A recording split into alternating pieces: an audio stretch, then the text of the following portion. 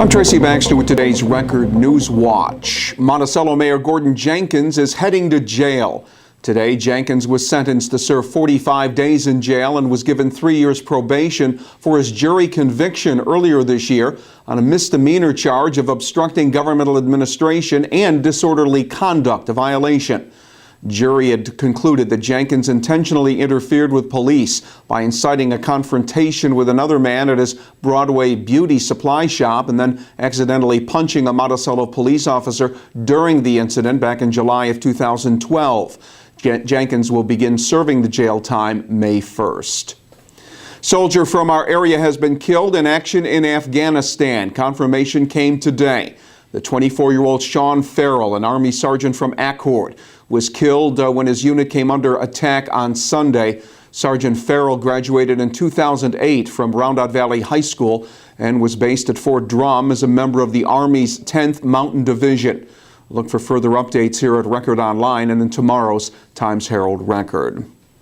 They were not exactly welcomed with open arms. Officials with Genting Americas, the company with a plan to build a casino resort in Tuxedo Park, heard some discouraging words during their presentation to the public at Baker High School in Tuxedo last night.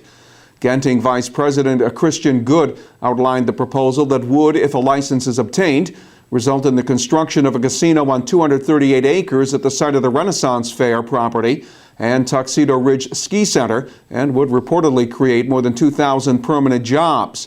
But some, like Bridget Morris of Tuxedo, say the community doesn't need low-paying jobs. Others voice concerns about traffic issues. Genting Americas officials say they'd undertake road work to prevent traffic and would put up the money needed to create a new throughway interchange. But some in the audience applauded when County Executive Steve Newhouse said, if it's something you don't want, you'll never see the developers again. Genting needs a letter of support from the Tuxedo Town Board if it is to move forward. A pair of murder indictments handed up today by an Ulster County grand jury. 21-year-old Bashim Bennett of Poughkeepsie was indicted on murder and assault charges for the Easter Sunday shooting at a bar in New Paltz. Ryan Gray of Poughkeepsie was shot and killed, and his girlfriend was wounded. Police say the shooting was in retaliation to a homicide in Poughkeepsie back in November. And a grand jury indicted 53-year-old Mark Carpino for the bludgeoning death of his mother earlier this month at the home they shared in Kingston. Recent psychiatric evaluations determined that Carpino was mentally unfit to stand trial, but District Attorney Holly Carnwright said that preliminary psychiatric findings do not derail the grand jury process.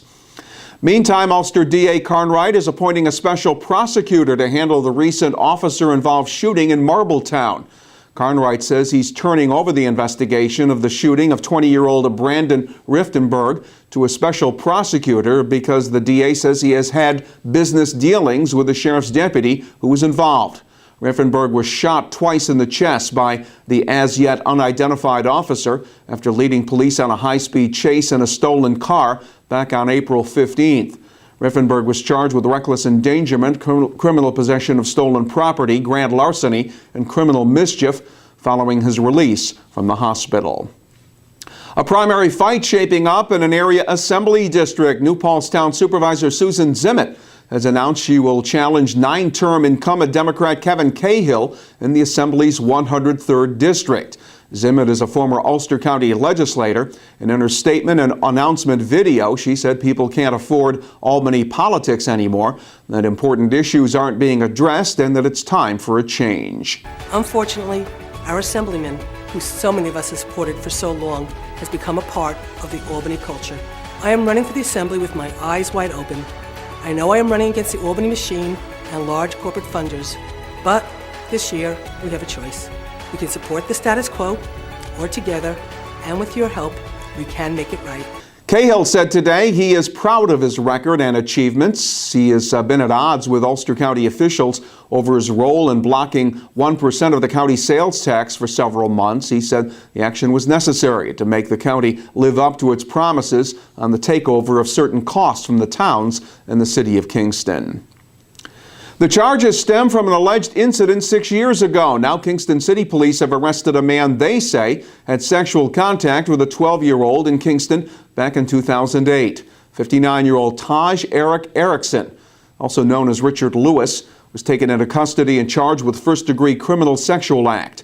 Erickson had been living in Washington State, but most recently has been back in Kingston. Police say additional charges are expected to be filed. Registered sex offenders could soon be prohibited from working as bus drivers in New York State. The Senate has passed legislation that would not allow registered sex offenders from driving a school or passenger bus. Under the bill, the Department of Motor Vehicles would be barred from issuing or renewing a commercial driver's license to operate a bus to those who are required to register as sex offenders.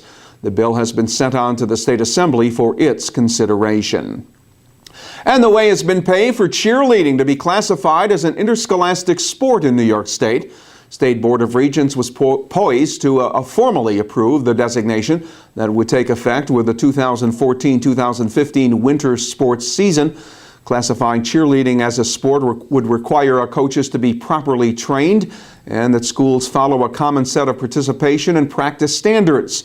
Currently, 34 states and the District of Columbia recognize cheerleading as a sport.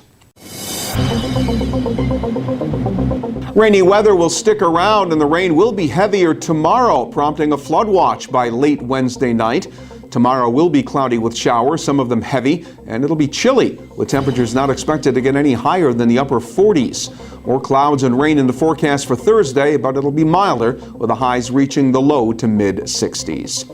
We'll get the news and information to help start your day in tomorrow's Times Herald Record.